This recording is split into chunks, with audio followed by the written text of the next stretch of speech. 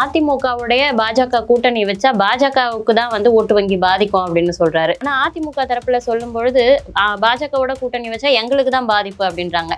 ரெண்டு பேரும் மாத்தி மாத்தி இப்படி குற்றம் சாட்டிக்கிறாங்க. யாரோட கூட்டணி வச்சா யாருக்கு பாதிப்பு இருக்கு? பாமகவையும் சேர்த்துக்கிட்டோம்னா அது பெருசா இருக்கும். விஜய் அவர் பெருசா மதிக்கல. 8 சீட்டு தான் விஜய் கொடுப்போங்கிற மாதிரி சொல்லியிருக்காங்க. இன்னைக்கு விஜய் வந்து அதிமுகவின் சேர்த்து அந்த அறிக்கையை போட்டுட்டாப்ல. அப்போ நம்ம தான் கலைஞர் மாதிரி, எம்ஜிஆருக்கு மாற்று கலைஞர் மாதிரி, ஸ்டாலினுக்கு மாற்று நம்ம தான் இருப்போம்னு உறுதியா நம்புறாரு. எந்த தலைவரும் பர்சனல் பொலிட்டிக்ஸ் தாங்க பண்ணுவாங்க. ஜெயலலிதா இது எந்த காலமும் பாஜகவோட கூட்டணி கிடையாதுன்னாங்க. அது கூட தெரியாம எப்ப சொன்னு தெரியாம நிறைய பேர் ஊடகத்துல பேசிட்டு இருப்பாங்க. இந்திரா காந்திக்கு ஒரு நீதி, ஜெயலலிதாவுக்கு ஒரு நீதி, எடப்பாடி பழனிசாமிக்கு ஒரு நீதி நான் சொல்ல மாட்டேன். இங்க வந்துட்டாருன்னா இமேஜ் போயிடும். ஒரு பெரும்பான்மை தமிழ் சமுதாயத்தை சேர்ந்தவர் சரண்டர் ஆக மாட்டாருன்னு நான் சொல்றேன். சீமான் சரண்டர் பார்ட்டி, எடப்பாடி விக்கிரவாண்டியில பயந்து ஓடிட்டாரு, ராமதாஸுக்கு பயந்து. அவருக்கு ஒரு தலைவருக்கான அந்த லுக்கே இல்லை அப்படின்னு குருமூர்த்தி அவர்கள் ஒரு விமர்சனத்தை முன் வச்சிருக்காரு. ஒரு தலைவருக்கான லுக்குன்னு அவர் மீன் பண்றது என்னத்தை மீன் பண்றது?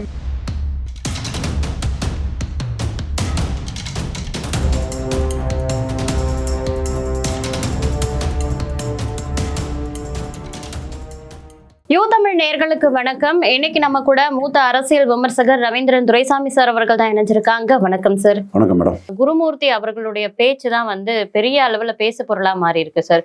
அவர் என்ன சொல்றாருன்னா, அதிமுகவுடைய பாஜக கூட்டணி வச்சா பாஜகவுக்கு தான் ஓட்டு வங்கி பாதிக்கும் அப்படின்னு சொல்றாரு. ஆனா அதிமுக தரப்புல சொல்லும் பொழுது பாஜகவோட கூட்டணி வச்சா எங்களுக்கு தான் பாதிப்பு அப்படின்றாங்க. ரெண்டு பேரும் மாத்தி மாத்தி இப்படி குற்றம் சாட்டிக்கிறாங்க. யாரோட கூட்டணி வச்சா யாருக்கு பாதிப்பு இருக்கு? அந்த கூட்டணி வரக்கூடாதுன்னா எங்க எண்ணங்க, எடப்பாடிக்கு எண்ணமும் எங்களுக்கு அதுதாங்க. எங்களை காப்பாத்துறது தமிழிசையோ நயினார் நாகேந்திரனோ இவரு நம்ம சகோதரர் கரு நாகராஜனோ இவங்களோ இல்ல. எங்களை காப்பாத்துறது எடப்பாடி பழனிசாமி தான். அவரு 18% கிறிஸ்டின் முஸ்லீமுக்காக கூட்டணி வச்சா தோத்து போகும். 2006 ஜெயலலிதா அம்மையார் 2006 ஜெயலலிதா அம்மையார் தோத்த மாதிரி 2021 அவரே தோத்த மாதிரி தோத்து போகும். அதனால வரக்கூடாது. வந்தா தன்னோட லீடர்ஷிப் போயிடும், இமேஜ் போயிடும். தோத்தம் பிறகு திரும்ப அவரே தோத்து போகணும் தான் நம்புறாரு பாஜக கூட்டணி. தோத்தம் பிறகு தலைமையை மாத்திக்கிட்டு பன்னீர்செல்வத்தை கொண்டு வாங்க, செங்கோட்டையனை கொண்டு வாங்க, வேலுமணியை கொண்டு வாங்கன்னு, தங்கமணியை கொண்டு வாங்கன்னு ஆரம்பிச்சிருவாங்க. உள்ளதும் போச்சுடா நொல்லக்கண்ணான்னு சசிகலாட்ட இருந்து அவரு தட்டி பறிச்சதே போயிடும்னு அவரு பயப்படுறாரு. நியாயம் அலர்ட்டா இருக்கிறாரு. ஸோ அவர் அங்க வரமாட்டாரு. நாங்களும் என்ன கணக்கு போடுறோம்னா, என்டிஏ 2வது கொண்டு வந்து அதுக்கு தக்கன வியூகங்களை பண்ணி நமக்கே சில மோடிக்காக சில சமூகங்களை திரட்ட முடியும். அது எல்லாமே வெளிப்படையா சொல்ல முடியாது. ஹோம் மினிஸ்டர் அமித்ஷா நம்மகிட்ட கேட்டாருன்னா அது ஹெல்ப்பை நம்ம அந்த மோடிக்கான பண்ண இதை நம்ம பண்ணலாம். ஏன்னா நம்ம ஹெல்ப்பை இடைத்தரகர்கள் அவனை பண்ற மாதிரி பண்ணிட்டு இருக்கதாட்டு கேள்விப்பட்டேன். மோடி நம்மளை புரியும். நம்ம 12 வருஷமா பாரத் பதவி காலத்துல இருந்து நம்ம மோடிக்காக நிற்கிறோன்னு தெரியும். என்றால் நம்ம அதை நிற்போம். ஸோ அந்த விஷயங்களையும் நம்ம வச்சிருக்கிற அந்த ஸ்ட்ராட்டஜிகளையும் பண்ணி பாஜக 2வது இடத்துக்கு நம்ம கொண்டு வந்துருவோம். எடப்பாடி 3வது போயிருவாரு. அதுக்கு பிறகு 29 எடப்பாடி வந்துதான் தீரணும். மோடிக்கு 15 to 25 எம்பி சீட்டு 29 கொண்டு வந்துடலாங்கிறது நம்ம திட்டம். இதுதான் நான் 15 to 25னா பிராக்டிக்கலா சொல்றேன். அதுக்கு மேல வந்தாலும் சந்தோஷம் தான். எடப்பாடி என்ன நினைக்கிறாருன்னா, பாராளுமன்றத்துக்கு தான் 18 விழுந்தது, சட்டமன்றம்னா அது விழாது. அப்போ நமக்கு சட்டமன்றம்னா நமக்கு ஏறி வருவோம். ஆனா பாமகவையும் சேர்த்துக்கிட்டோம்னா அது பெருசா இருக்கும். விஜய் அவர் பெருசா மதிக்கல. 8 சீட்டு தான் விஜய் கொடுப்போங்கிற மாதிரி சொல்லியிருக்காங்க. இன்னைக்கு விஜய் அதிமுகவின் சேர்த்து அந்த அறிக்கையை போட்டுட்டாப்ல. அப்போ நம்ம தான் கலைஞர் மாதிரி, எம்ஜிஆருக்கு மாற்று கலைஞர் மாதிரி, ஸ்டாலினுக்கு மாற்று நம்ம தான் இருப்போம்னு உறுதியா நம்புறாரு. இங்க வந்தா தோத்து போவோம், மாற்றுங்கிற அந்தஸ்தும் போயிரும்னு நினைக்கிறாரு. ஷுவர் ஷாட் இல்லை. அடுத்தால இங்க கூட்டணிக்கு வரும்போது நம்ம விட மாட்டோம். நீங்க 20%, அவங்க 18%, தேமுதிக 2-3% சொல்லும் போது 50-50, அதிமுக மட்டும் 50. இது இவங்களுக்கு பலத்துக்கு தக்கன 18-3. இந்த பலத்துக்கு தக்கன எல்லாருக்கும் பங்கிடுன்னா பாஜக என்டிஏக்கு 100 சீட்டு வந்துடும். எடப்பாடிக்கு 110 சீட்டு தான் வரும். தேமுதிக 25 சீட்டு வரும். அப்போ இந்த பங்கீடும் அவருக்கு பண்ணி கொடுக்க முடியாது. 20% அதிமுக, 18% என்டி அப்படி இன்டாக்டா இருக்குது. 100-90 அவர் பங்கு வைக்க போவாரா? அவர் அண்டர்எஸ்டிமேட் பண்ணல. விஜய்க்கே 8 சீட்டுக்கு மேல கொடுக்க மாட்டாருன்னு உறுதியா நம்புறேன். நான் விஜய்க்கே 8 சீட்டுக்கு மேல கொடுக்க மாட்டாருன்னு உறுதியா நம்புறேன். ரொம்ப பல நிரூபிக்கல விஜய். பவன் கல்யாண் பல நிரூபிச்சவர் விஜய்.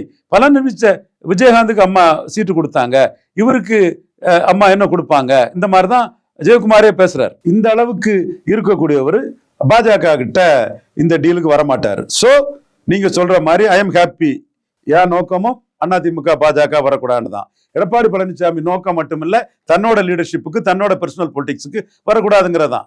எந்த தலைவரும் பர்சனல் பொலிட்டிக்ஸ் தாங்க பண்ணுவாங்க. ஜெயலலிதா இனி எந்த காலமும் பாஜகவோட கூட்டணி கிடையாதுன்னாங்க.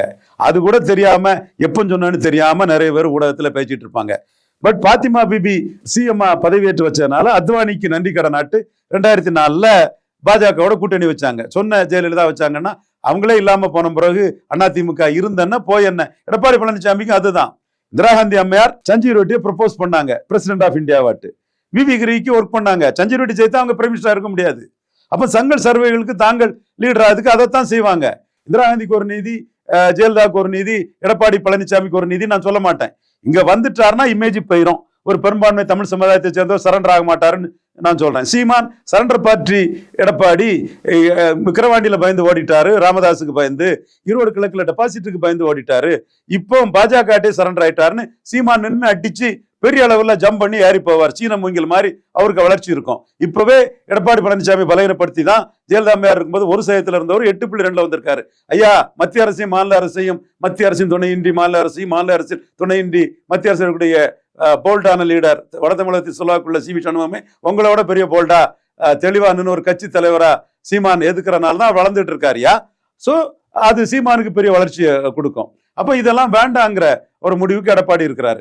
நம்மளும் நம்ம ஸ்ட்ராட்டஜி படி இருக்கிறோம். நம்ம ஸ்ட்ராட்டஜில நம்ம கணக்கு வேற, பட் பாதை ஒண்ணுதான். எடப்பாடிக்கு பாதையும் ஒண்ணுதான், எடப்பாடிக்கு எதிராக களமாடக்கூடிய ரவீந்திரன் துரைசாமிக்கு பாதையும் ஒண்ணுதான். ஆனா கணக்கு வேற.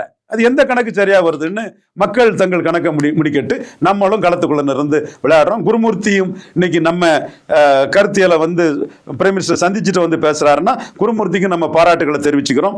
அவரும் இது நாடு மதம்னு இருக்கக்கூடிய கட்சியில பொழப்புக்காக ஒரு சிலர் அண்ணே கூட்டணின்னு கெஞ்சுறதெல்லாம் அடிச்சு தள்ளி இருக்கிறாரு. அவங்களுக்கு அரசியல் அரங்கத்திலே அவங்களுக்குள்ள வாய்ப்புகளும் அதனால நழுவி போறதுக்கு வாய்ப்புகள் இருக்கு. அதையும் அவரு எடுத்துட்டாரு. அண்ணாமலை போகும்போதே தற்குறி சில விஷயங்கள்லாம் சொல்ல விரும்பல, எதையும் ஒரு கண்ணியத்தோட தான் ஒருத்தர் நான் எதிர்ப்பேன். அந்த அடிச்சுட்டு போறாருன்னு சொன்னா அவரும் இந்த கூட்டணி வேண்டாங்கிறாரு. மொத்தத்துல எடப்பாடி வேண்டான்னு சொல்லும் போது யார் செவர்கிட்டே போய் கூட்டணி பேசுவியே? அவருக்கு ஒரு தலைவருக்கான அந்த லுக்கே இல்ல அப்படின்னு குருமூர்த்தி அவர்கள் ஒரு விமர்சனத்தை முன் வச்சிருக்காரு. ஒரு தலைவருக்கான லுக்குன்னு அவர் மீன் பண்றது என்னத்தை மீன்? அது ஜெயக்குமார் தான் பதில் சொல்லணும். குருமூர்த்திக்கு முன்னாடி எல்லாம் குருமூர்த்தி பதில் சொன்னாரு. குருமூர்த்தியே பதில் சொல்ல மாட்டாரான்னு எதிர்பார்த்துட்டு இருக்காரு. இவங்க பதிலே சொல்லல. குருமூர்த்திக்கு கன்விஸ்ட் ஆகிருக்காங்கன்னு நினைக்கிறேன். இவ்வளவு நேரம் எங்களோட இணைப்புல நிறைய தகவல்களை எங்களுக்காக பகிர்ந்துக்கிட்டீங்க. ரொம்ப நன்றி சார். நன்றி பவித்ரா.